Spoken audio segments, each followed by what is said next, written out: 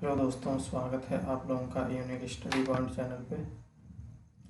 आइए सभी लोग कनेक्ट हो जाइए। Good morning everyone.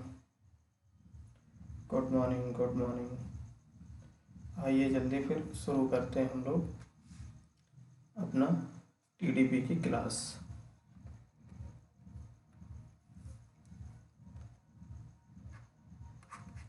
टीडीईपी क्लास, ठीक है।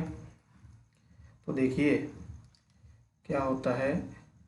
अभी तक हम लोगों ने क्या है, कुछ सिस्टम्स को कवर किया है। हमने ये देखा है कि उसमें बहुत सारे सिस्टम्स आपके होते हैं पावर को ट्रांसमिट करने के लिए, ठीक है।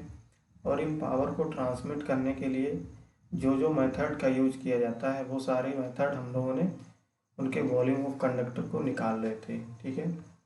लेकिन अब उसमें आपके ये मान चलिए 3 फेस के 2 बचे हैं, ठीक, और आपका 2 फेस का 1 बचा हुआ है।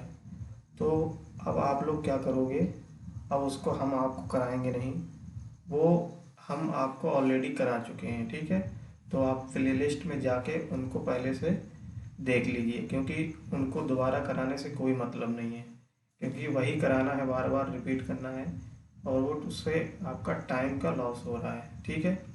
तो समझना आपको वैसे ही है, वैसे ही हमको समझाना है, ठीक है।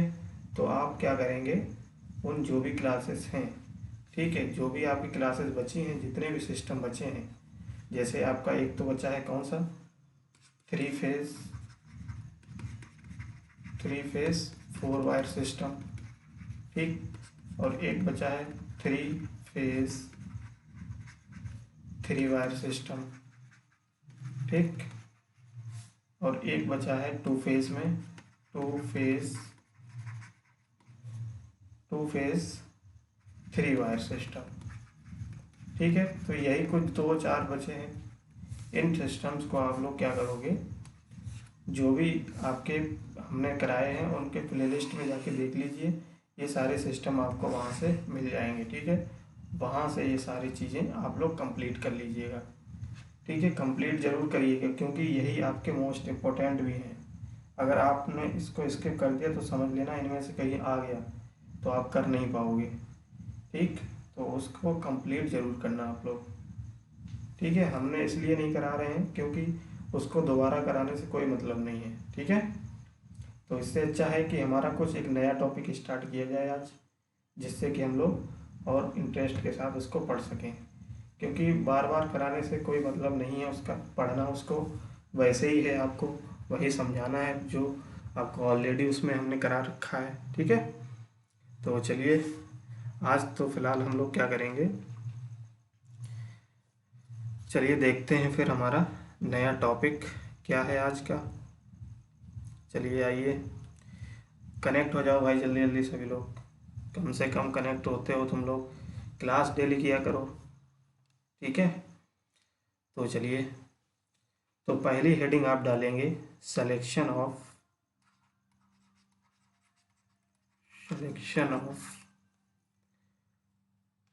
ट्रांसमिशन वोल्टेज,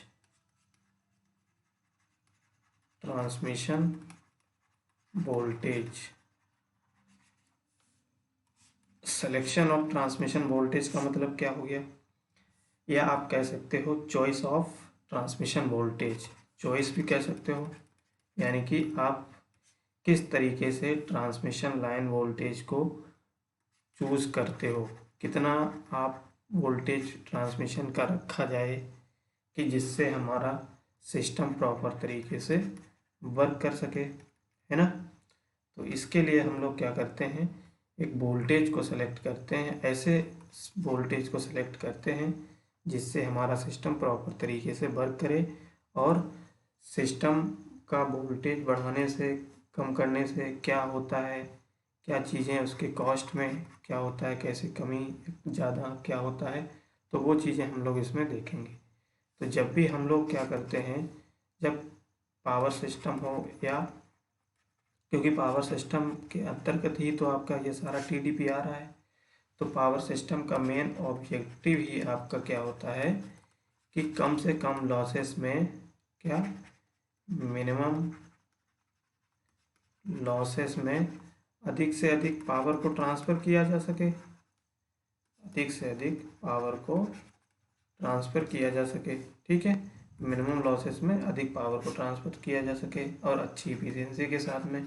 यही मेन ऑब्जेक्टिव होता है हमारा पावर सिस्टम का, और जिससे कि हमारे कॉस्ट भी कम से कम रहे, क्योंकि आप जानते हो कॉस्ट जब भी पावर सिस्टम की या कोई भी जब सिस्टम आप बनाते हो, अगर उसका लोगों के लिए यूज के लिए बना रहे हो, मान लिया अगर आपने कॉस्ट उसकी ज़्यादा रखी तो उस कॉस्ट को क्या होगा, आप तो वसूलना चाहोगे, वो वसूलोगे किससे, तो आपके जो कंज्यूमर्स हैं, आपके जो उपभोग करता है, उनसे आप वसूलोगे, है ना।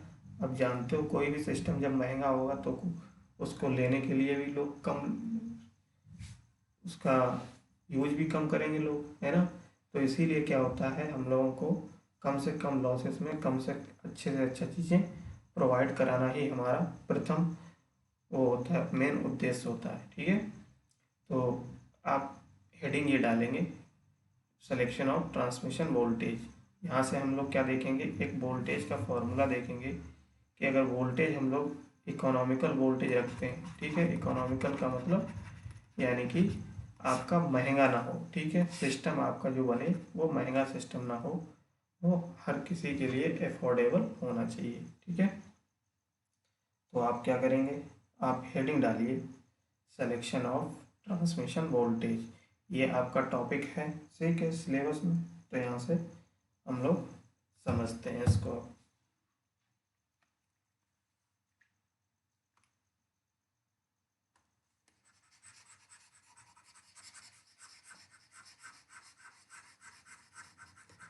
तो जो लोग पहली बार चैनल पे हैं वो चैनल को सब्सक्राइब कर लें भाई, ठीक है। तो जिससे क्या होगा, तुम्हारा जो भी नया क्लास आएगा उसका नोटिफिकेशन आपको मिल जाएगा। जो नोटिफिकेशन आपको मिल जाएगा तो आप तुरंत आके लाइव क्लास कर सकते हो। ठीक है, तो चलिए, तो अब सिलेक्शन की बात आती है या इकोनॉमिकल वोल्टेज को सेलेक्ट करने की बात आती है, तो हम लोग क्या करते हैं, जैसा कि हम जानते हैं कि अगर हमारा कोई सिस्टम अच्छा होगा तो उसके लिए हम जानते हैं कि ट्रांसमिशन लाइन में हम आपको बता चुके हैं, पहले ही दिन बताया था कि ट्रांसमिशन लाइन के वोल्टेज को,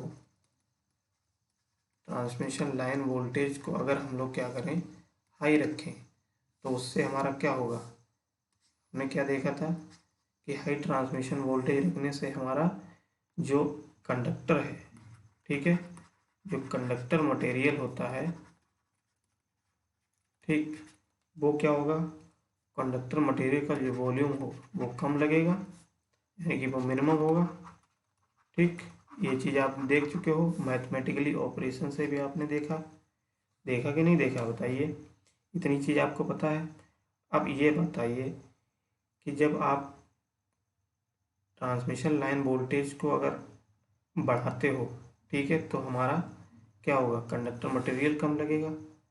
ठीक है, कंडक्टर मटेरियल जब कम लगेगा तो कंडक्टर मटेरियल कम लगने से क्या होगा, हमारा जो ओवरऑल जो सिस्टम होगा, ठीक है, जो सिस्टम होगा वो कैसा होगा, वो भी सिस्टम की कॉस्ट कैसी होगी, वो भी कम हो जाएगी, होगी कि नहीं होगी बताइए। अच्छा, ठीक, तो ये चीज़ें हो जाएंगी।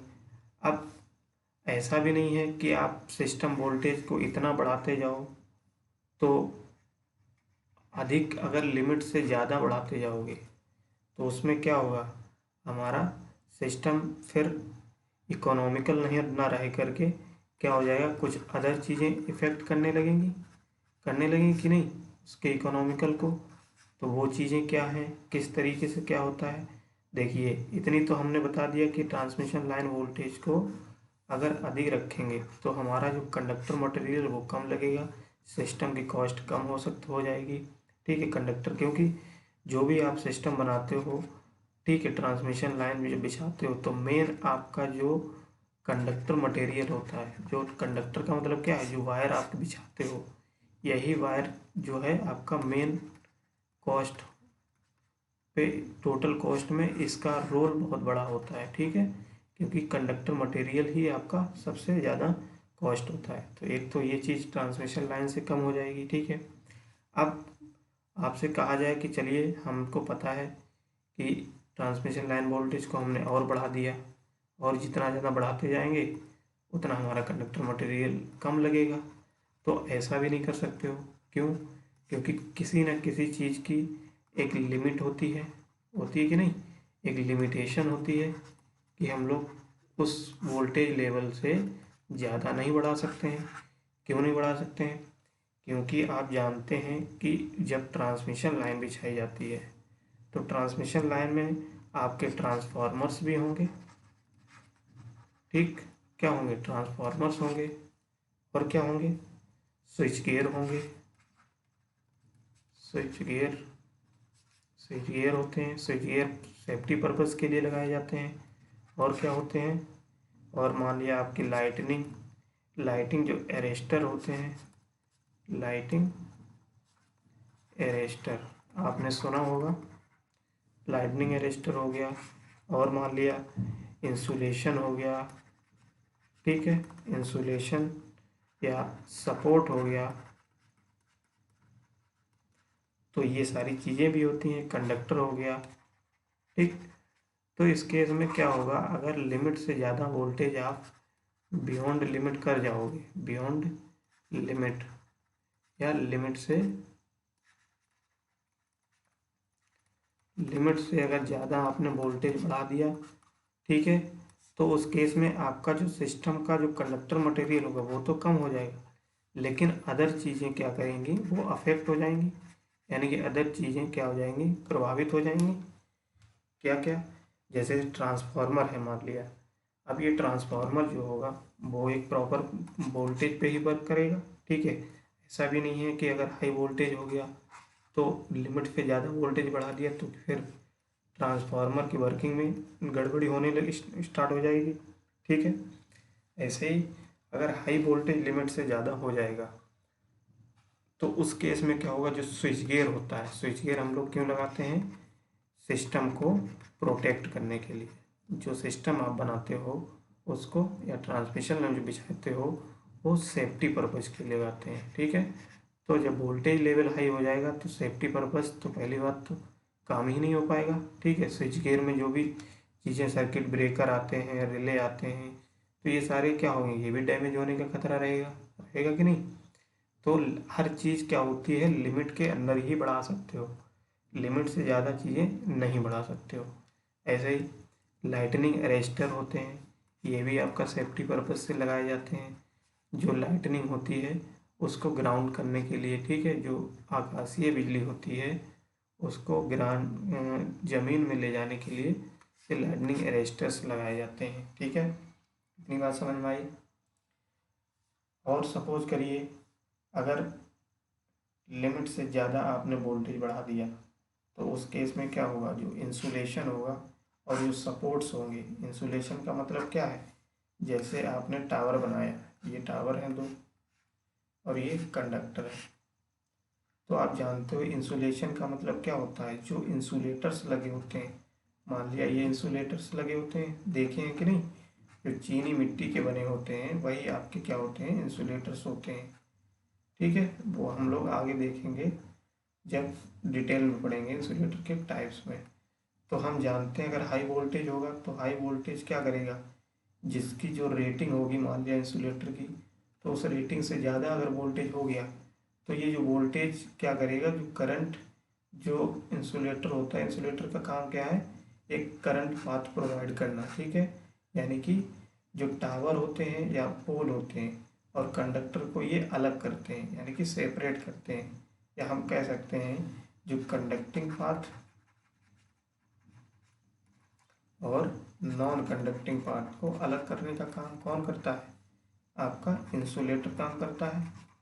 तो जब इंसुलेटर ही आपका डैमेज हो जाएगा, हाई वोल्टेज जब अप्लाई हो जाएगा तो इंसुलेटर जब डैमेज हो जाएगा तो क्या होगा, तुम्हारा जो कंडक्टर है ये सीधे टावर से ही करंट फ्लो करने लगेगी, ठीक है, टावर से करेगी या पोल से ही चली जाएगी करंट। जब आप इंसुलेटर का काम तो यही होता है कि कंडक्टिंग पाथ को अलग करना, जब इंसुलेटर डैमेज हो जाएगा तो ये सीधी करंट आपकी यहाँ पे चली जाएगी, आएगी कि नहीं, और जिससे क्या होगा, चांसेस हो जाएंगे खतरे के। तो इसीलिए क्या होता है हमारे ये सारी चीज़ें लिमिट के अंदर ही होनी चाहिए, समझे। तो इसीलिए हम लोग कहते हैं कि वोल्टेज का सिलेक्शन किस तरीके से किया जाना चाहिए जिससे हमारा सिस्टम प्रॉपर तरीके से कम कॉस्ट भी रहे और हमारा सुरक्षित भी रहे। ठीक है, तो ये दो चीज़ें बहुत मेन चीज़ें होती हैं, ठीक है, किसी भी सिस्टम को बनाने के लिए। ठीक है, इतनी बात समझ में आई सब लोगों की? कमेंट करिए, बताइए।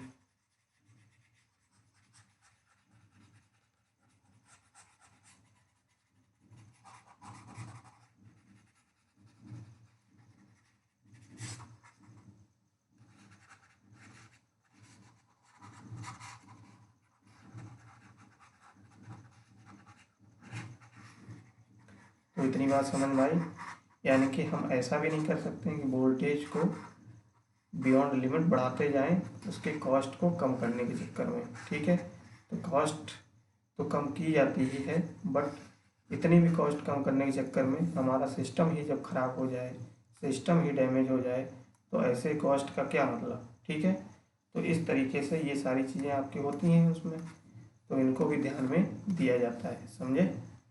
तो अब क्या करोगे, इतना हमने आपको समझा दिया है, अब इसमें आपको लिखना है। ठीक है, तो लिखोगे कैसे, तो लिखिए। अच्छा, इसमें हम आपको लिखा रहे हैं, ठीक है। आप लिखिए, हिंदी में लिखना चाहो तो हिंदी में लिख लो, अगर इंग्लिश में लिखना चाहो तो इंग्लिश में लिख लो। चलो हम बोल रहे हैं, आप लिखते रहिए इसको, ठीक है। तो लिखिए। अच्छा,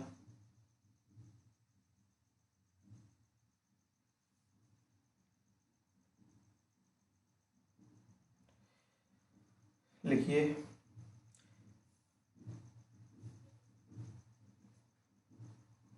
किसी भी सिस्टम का, किसी भी मत लिखिए, ऐसे लिखिए। ट्रांसमिशन लाइन वोल्टेज को यदि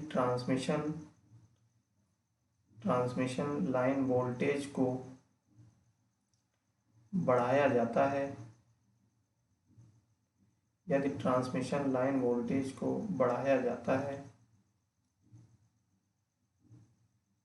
लिख रहे हैं ना सभी लोग, लिखते रहना, क्योंकि ये हम आपको बोल रहे हैं तो आप लिखते रहिए इसको। यदि ट्रांसमिशन लाइन वोल्टेज को बढ़ाया जाता है तो कंडक्टर मटेरियल के आयतन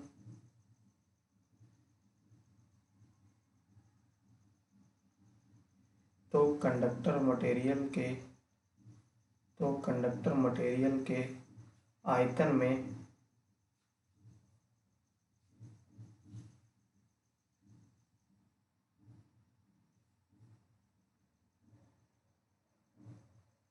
कंडक्टर मटेरियल के आयतन में कमी होती है,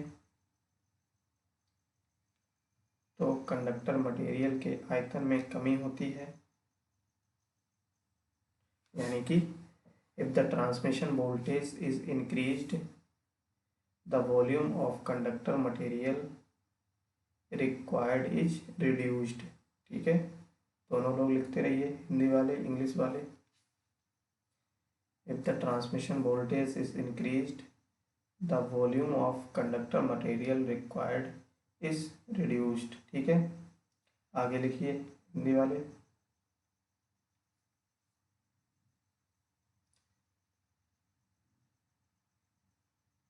यह यह कमी यह कंडक्टर मटेरियल के आयतन में कमी यह कंडक्टर मटेरियल के आयतन में कमी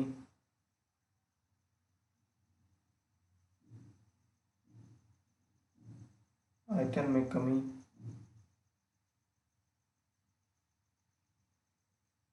कमी कंडक्टर मटेरियल के खर्चे को या एक्सपेंडिचर को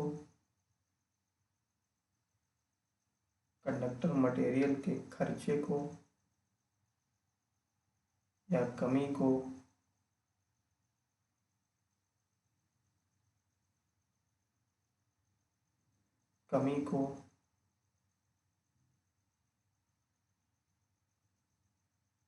कमी को बताता है, कमी को बताता है।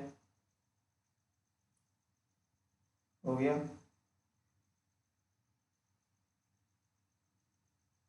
इंग्लिश वाले लिखो, this decreases the expenditure of conductor material, this decreases the expenditure of conductor material.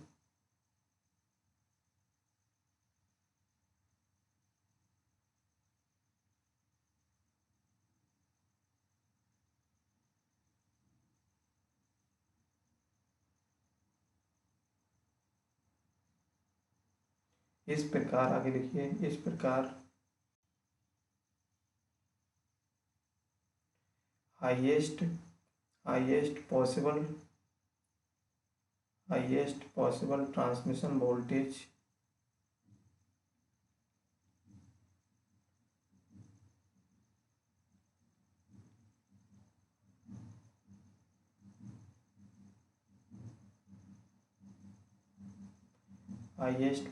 Transmission voltage से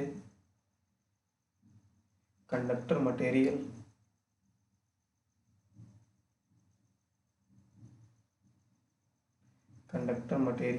में कमी होती है।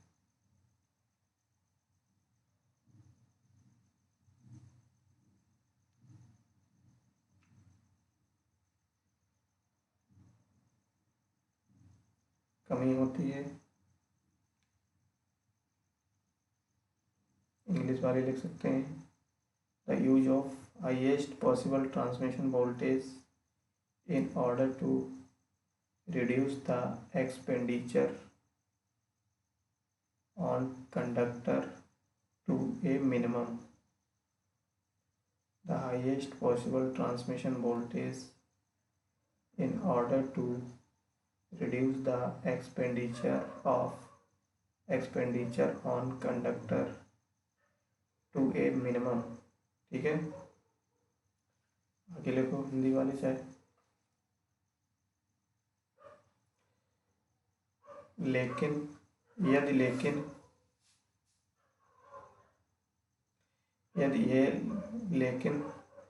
यह बात भी याद रखनी पड़ती है कि ट्रांसमिशन लाइन वोल्टेज को बढ़ाने से या लिमिट से ज़्यादा बढ़ाने से ट्रांसमिशन वोल्टेज को, यह बात भी याद रखनी पड़ती है कि ट्रांसमिशन लाइन वोल्टेज को लिमिट से ज़्यादा बढ़ाने से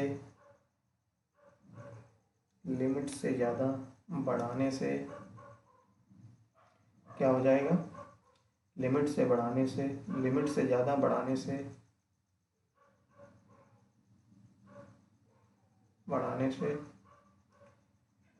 इंसुलेटिंग कंडक्टर, ऐसे लिखिए, कंडक्टर के इंसुलेशन की कॉस्ट लिखते रहना, ठीक है। कंडक्टर के इंसुलेशन की कॉस्ट, ट्रांसफार्मर की कॉस्ट,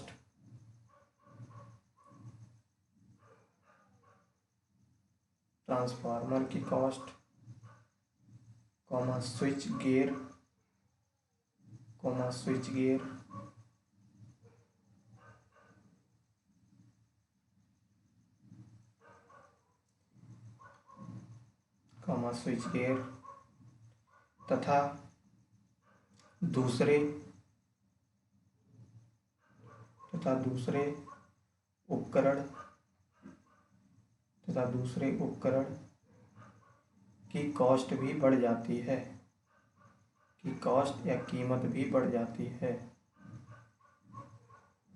लिख लिया क्या है, तो इंसुलेशन की कॉस्ट, ट्रांसफार्मर की कॉस्ट और स्विच गियर की कॉस्ट, और जो भी आपके अदर पैरामीटर्स या अदर इक्विपमेंट्स लगे होते हैं उनकी भी धीरे धीरे कॉस्ट बढ़ने लगती है, क्योंकि जब वोल्टेज लिमिट से ज़्यादा बढ़ा दोगे तो हमको इनकी भी सेफ्टी के लिए हमको बढ़ाना पड़ेगा चीज़ें, इनकी रेटिंग बढ़ानी पड़ेगी, इनकी साइज़ बढ़ाना पड़ेगा, और साइज़ जब बढ़ाएंगे तो इनकी कॉस्ट भी बढ़ेगी। बढ़ेगी कि नहीं बढ़ेगी भाई, बताइए, है ना। तो अब क्या होगा उस केस में, हमारा क्या होगा, जो ट्रांसमिशन लाइन का जो मान लेते हैं, अगर ऑप्टिमम वोल्टेज है, ऑप्टिमम का मतलब मैक्सिमम जो ट्रांसमिशन वोल्टेज है, उससे अगर ज़्यादा बियॉन्ड करोगे, वोल्टेज बढ़ाओगे, तो हमारा जो सिस्टम होगा वो भी अनइकोनॉमिकल हो जाएगा, यानी कि फिर हमारे लिए वो सस्ता नहीं रहेगा। ठीक है, तो ये चीज़ होती है। तो इंग्लिश वाले लिख लो, कहाँ पर थे, इंग्लिश वाले लिखिए, how ever it may be remembered that, how ever it may be remembered that as the transmission voltage is increased, the cost of insulating the conductor, comma, cost of transformers, comma, switch gears and other terminal apparatus also increases. The cost of insulating the conductors, comma, cost of transformers, comma, switch gears and other terminal apparatus also increases। ठीक है, हो गया दोनों लोगों का।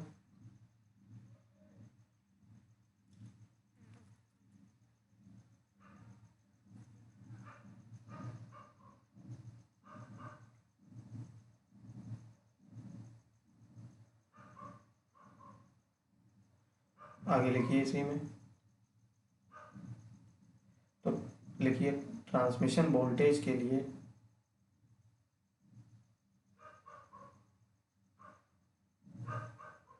Transmission voltage, इसे लिखिए transmission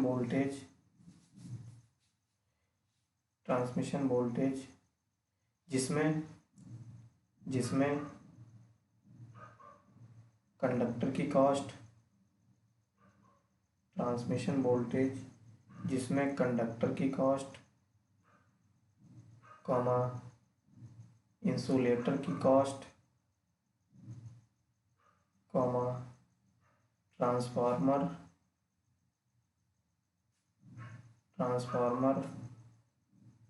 comma, switch gear तथा दूसरे उपकरण की कॉस्ट मिनिमम हो, क्या है, मिनिमम हो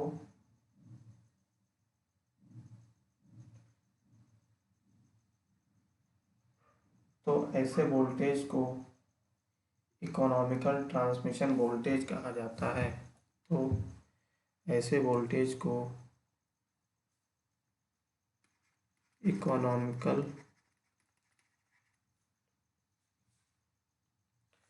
ट्रांसमिशन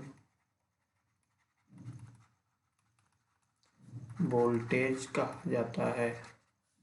ठीक है, इतना हो गया सभी लोगों का, इतनी बात समझ में आया। यानी कि आपसे अगर ये डेफिनेशन में पूछता है कि इकोनॉमिकल ट्रांसमिशन वोल्टेज क्या है, तो आप यही कहोगे कि वह ट्रांसमिशन वोल्टेज जिसमें कंडक्टर की कॉस्ट और इंसुलेटर की कॉस्ट, ट्रांसफार्मर की कॉस्ट ये कम से कम हो। ठीक है, तो वो आपका इकोनॉमिकल ट्रांसमिशन वोल्टेज कहलाता है। ठीक, अब इंग्लिश वाले जो रह गए होंगे वो भी लिख लें। क्या लिखेंगे, इंग्लिश वाले वहीं से आगे लिखेंगे, the transmission voltage for which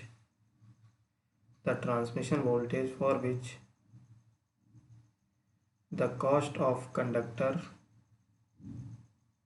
comma, cost of insulator, comma, transformers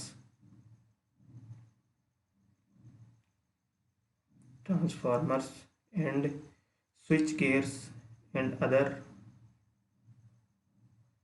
switch gear and other terminal apparatus is minimum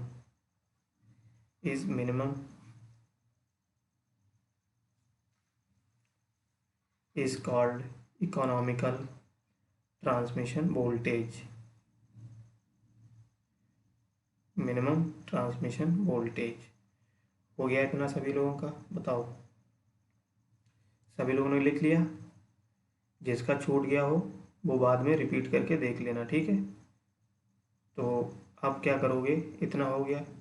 अब पैराग्राफ चेंज करेंगे सभी लोग, ठीक है? इसमें लिखेंगे इसमें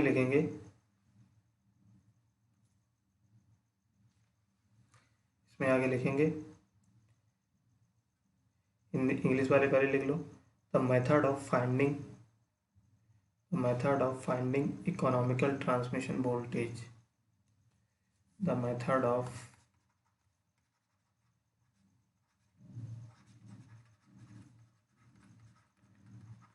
finding economical transmission voltage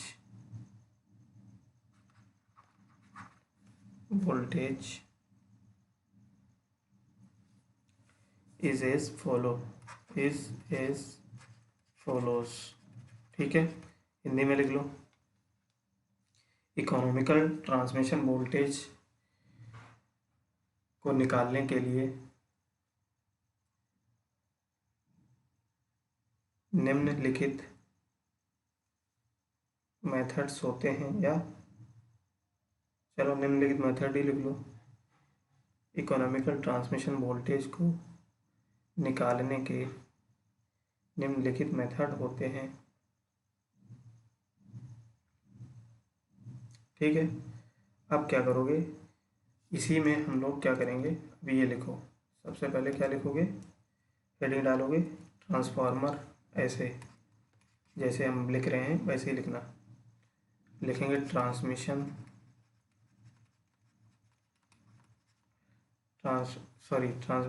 transformer. तो आप हेडिंग डाल के लिखेंगे क्या,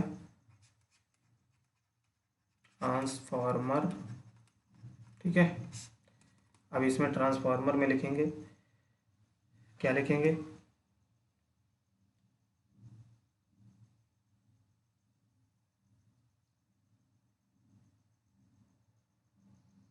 तो इसमें देखिए क्या बताया गया है कि अगर वोल्टेज ज़्यादा बढ़ाओगे, लिमिट से ज़्यादा वोल्टेज बढ़ जाएगा, तो वहाँ से हमारा जो वोल्टेज होगा, जो कॉस्ट होगी, वो ट्रांसफार्मर की कॉस्ट धीरे धीरे बढ़ती जाएगी। और जब ट्रांसमिशन की कॉस्ट धीरे धीरे ट्रांसमिशन वोल्टेज के बढ़ाने से बढ़ती जाएगी, तो इससे हमारा क्या होगा, सिस्टम इकोनॉमिकल नहीं रहेगा, ठीक है? तो एक तो ये लिख लो, लिखो जनरेटिंग स्टेशन तथा रिसीविंग एंड पर, जनरेटिंग स्टेशन पर तथा रिसीविंग एंड पर दी गई पावर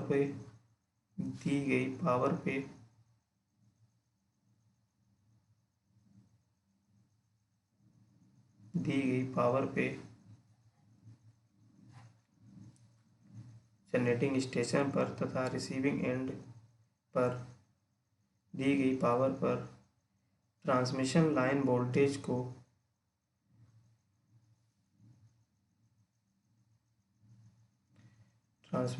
वोल्टेज को धीरे धीरे बढ़ाने से इसकी कॉस्ट बढ़ जाती है,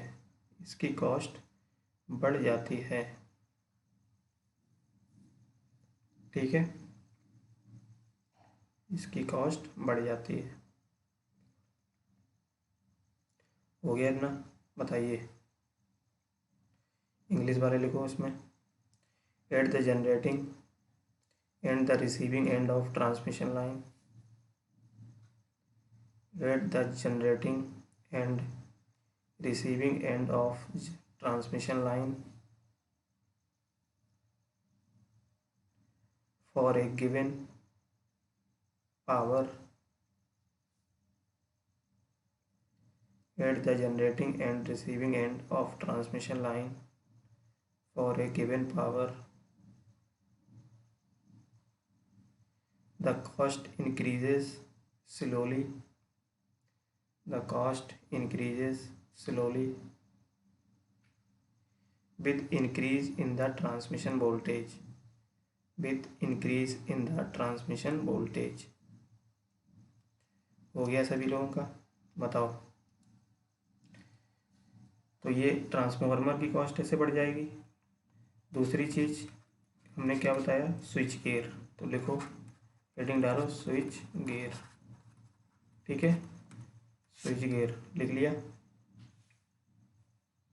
तो लिखो इसमें, तो स्विच गियर की कॉस्ट भी, अब ये लोग इसी में हिंदी वाले, स्विच गियर की कॉस्ट भी, स्विच गियर की कॉस्ट भी ट्रांसमिशन वोल्टेज को बढ़ाने से बढ़ती है।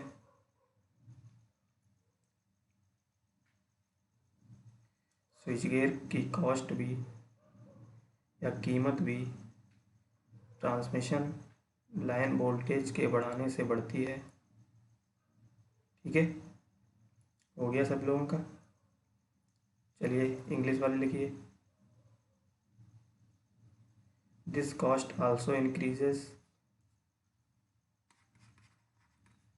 This cost also increases with increases in transmission voltage,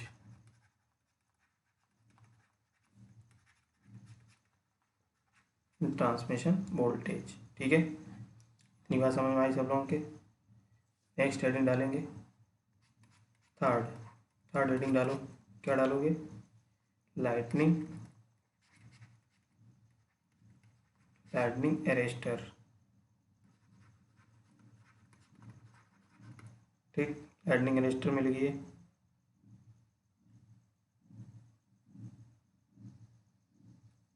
डालिए सभी लोग। इसमें लिखो,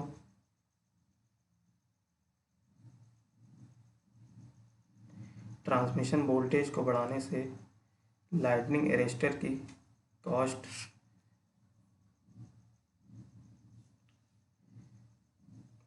ट्रांसमिशन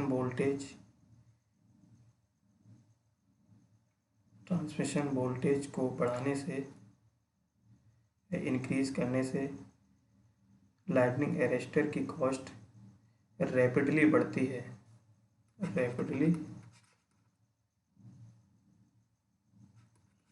बढ़ती है या तुरंत बढ़ती है, ऐसे लिख लीजिए, ठीक है हिंदी वाले।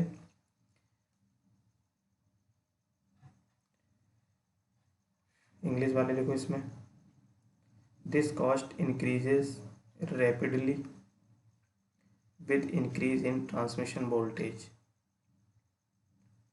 This cost increases rapidly. This cost increase rapidly with increases in transmission voltage, ठीक है। इतनी बात समझ में आ गई सब लोगों के। नेक्स्ट 2 पॉइंट और हैं, हेडिंग डाल के लिखो, उसमें लिखो इंसुलेशन, चौथा, और इंसुलेशन एंड सपोर्ट, ठीक। सपोर्ट का मतलब क्या है, यहाँ पे जो टावर होते हैं, पोल होते हैं, वो होते हैं, ठीक है। अभी आगे पढ़ोगे तो समझ में आएगा। अभी फिलहाल इतना समझो कि अगर ट्रांसमिशन वोल्टेज बढ़ाने से हमारी इन सब की कॉस्ट बढ़ती जाती है, ठीक है। तो इसमें भी लिख लीजिए क्या है, ट्रांसमिशन लाइन वोल्टेज को, ट्रांसमिशन लाइन वोल्टेज को बढ़ाने से इंसुलेशन तथा सपोर्ट की कॉस्ट भी कॉस्ट भी साथ में बढ़ती है। ठीक है, हो गया, वही लिखना है बस सब में। इंग्लिश वाले लिखो, this cost increases sharply, this cost increases sharply with increase in transmission voltage, this cost increases sharply with increase in transmission voltage. ठीक है, हो गया। लास्ट पॉइंट लिखिए, कंडक्टर। कंडक्टर कंडक्टर में क्या लिखेंगे, ट्रांसमिशन वोल्टेज को बढ़ाने से, ट्रांसमिशन वोल्टेज को बढ़ाने से कंडक्टर की कॉस्ट कैसी हो जाती है, कम हो जाती है। सब में बढ़ती है, इसमें क्या होती है, कम हो जाती है। तो यहाँ पे लिखिए, ट्रांसमिशन वोल्टेज को बढ़ाने से कंडक्टर की कॉस्ट कम हो जाती है। ठीक, या घटने लगती है। इंग्लिश वाले लिखो, दिस कॉस्ट डिक्रीजेज विद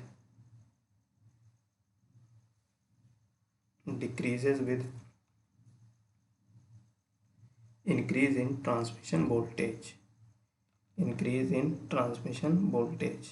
ठीक है, अब देखिए, ये तो हमने बता दिया कि ये होता है वोल्टेज का सिलेक्शन किस बेसिस पे करते हैं, सारी चीज़ें हमको ध्यान में रखनी पड़ती हैं ये चीज़ें। अब इसका एक ग्राफ है, एक डायग्राम है, उसको बना लीजिए।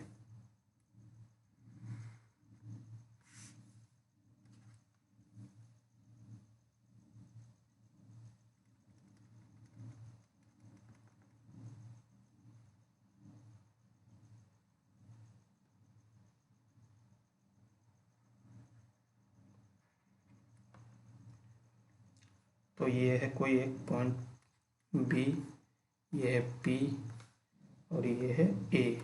ठीक है, इस साइड पे है आपका ट्रांसमिशन लाइन वोल्टेज को शो किया गया है, ट्रांसमिशन वोल्टेज को। ठीक, इस साइड, और ये इस साइड क्या है, यानी कि वर्टिकल में कैपिटल कॉस्ट, या लिख सकते हो कैपिटल कॉस्ट।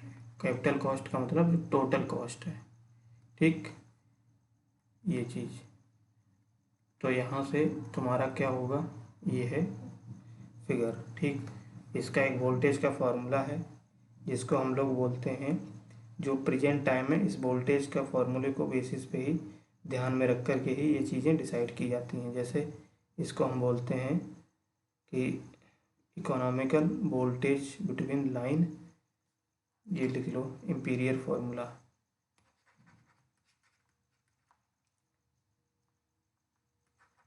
एम्पीरिकल फार्मूला बोला जाता है।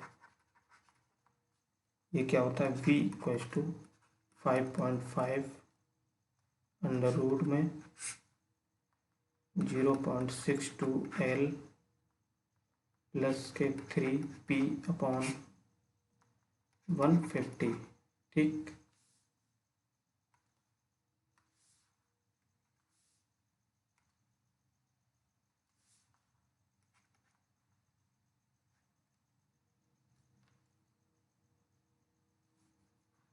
तो ये है आपका फॉर्मूला इस वोल्टेज लेवल को डिसाइड करने के लिए। ठीक, इसमें देखो v क्या है, आपका वोल्टेज है, और यहाँ पे जो वोल्टेज आपका दिया गया है, ये हम कह सकते हैं ये इकोनॉमिकल वोल्टेज है। ये किसके किसके बीच में, line voltage between line in three phase, line in three phase AC system, AC system.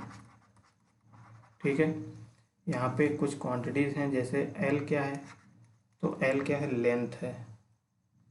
क्या लिखोगे, डिस्टेंस है ट्रांसमिशन लाइन की।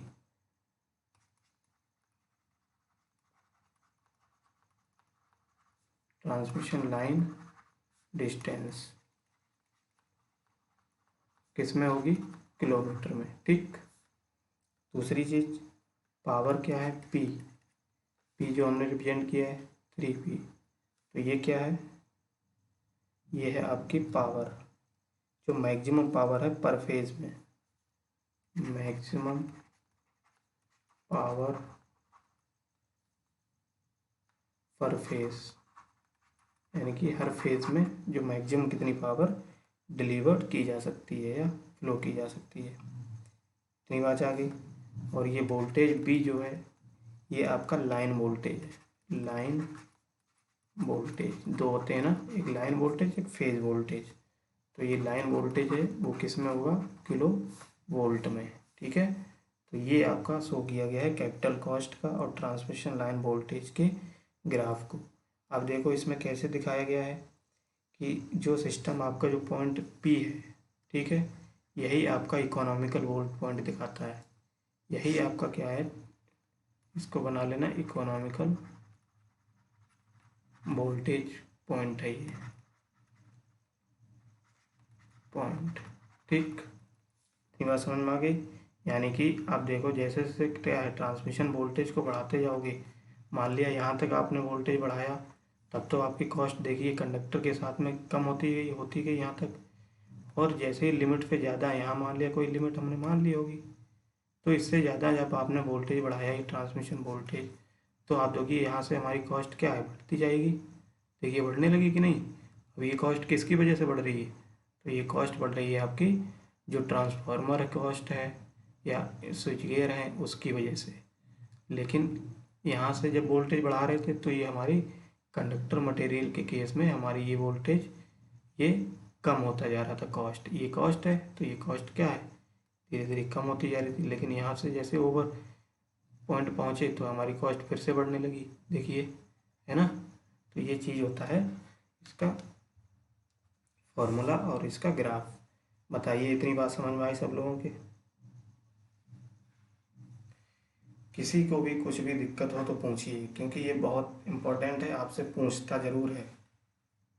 ग्राफ समझ में आ गया सबके, ठीक। यानी कि जो टोटल कॉस्ट होती है आपकी सिस्टम में वो मेनली किस किस की कॉस्ट होती है, कंडक्टर की होती है, ट्रांसफार्मर की होती है, स्विच गियर की होती है, इंसुलेटर के होते हैं, टावर लगे होते हैं, इंसुलेशन होते हैं, सारे कॉस्ट जोड़ा जाता है कैपिटल कॉस्ट में। ठीक है, तो उसमें अगर हम लोग कंडक्टर मटेरियल को ही ध्यान में रखेंगे और मटेरियल को याद में नहीं रखेंगे तो उस केस में हमारा क्या होगा, ये कॉस्ट फिर बढ़ती जाएगी, ये आगे इधर तो कोई मतलब नहीं, फिर इकोनॉमिकल बनेगा ही नहीं।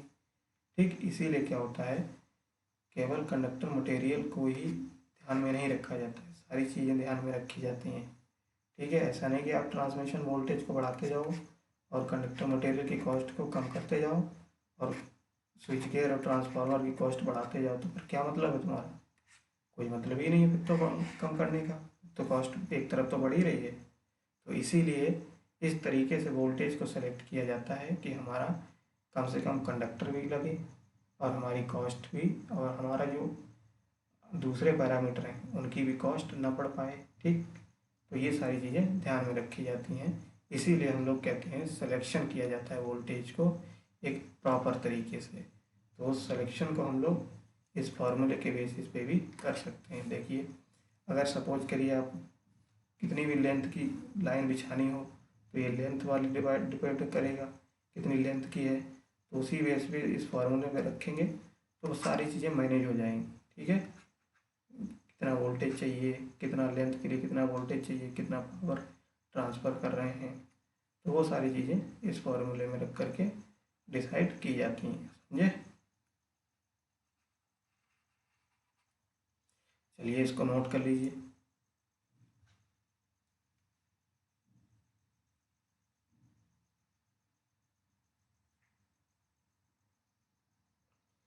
किसी को कोई दिक्कत परेशानी बताओ, कमेंट करना, ठीक है। जो भी नई चीज़ समझ में आई हो तो उसका हम किसी दिन आपका जूम पे एक डाउट सेशन रख लिया करेंगे सैटरडे वाले दिन, तो वहाँ से आप लोग क्या करोगे, सारे डाउट को क्लियर कर लोगे। ठीक है।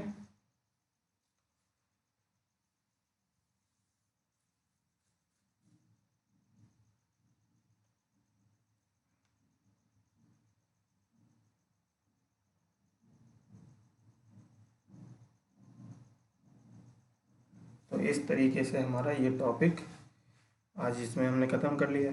इतनी बात समझ में आ गई होगी सब लोगों की। लेकिन ध्यान रखना, जो चीज़ हमने छुड़वा दी है, छुड़वा नहीं दी है, आपको वो हमने कराया है। जो प्लेलिस्ट में आप जाएंगे तो उसमें जो जो आपके सिस्टम छूटे हुए हैं, ठीक है, जिनका डेरिवेशन हमने नहीं कराया है आपको, उन सारे डेरिवेशन को आपको करना है जाके, ठीक है। पहले 2 दिन उसको आप देखेंगे वीडियो को, और देखने के बाद उसका नोट्स बनाएंगे प्रॉपर तरीके से। फिर उसमें अगर कोई चीज़ नहीं समझ में आती है तब फिर वहाँ से हमको पूछिएगा, ठीक है।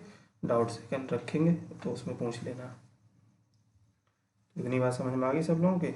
चलो फिर, तो आज के लिए फिर हम इतना ही रखते हैं, ठीक। नेक्स्ट क्लास में अच्छे से मिलते हैं दोबारा, दूसरा नया टॉपिक लाते हैं, और बहुत ही इंटरेस्टिंग के साथ हम लोग अब इस सब्जेक्ट को ख़त्म करेंगे, ठीक। एक भी सिंगल डाउट नहीं बचना चाहिए इसमें, ठीक है। तो जितने भी नए नए लोग हैं इसमें जोड़िए सबको, ज़्यादा से ज़्यादा लोगों को जोड़ने की कोशिश करो भाई, ठीक है। चलो फिर, बहुत बहुत धन्यवाद सभी लोगों का, अपना ख्याल रखिए, ठीक है। चलिए फिर।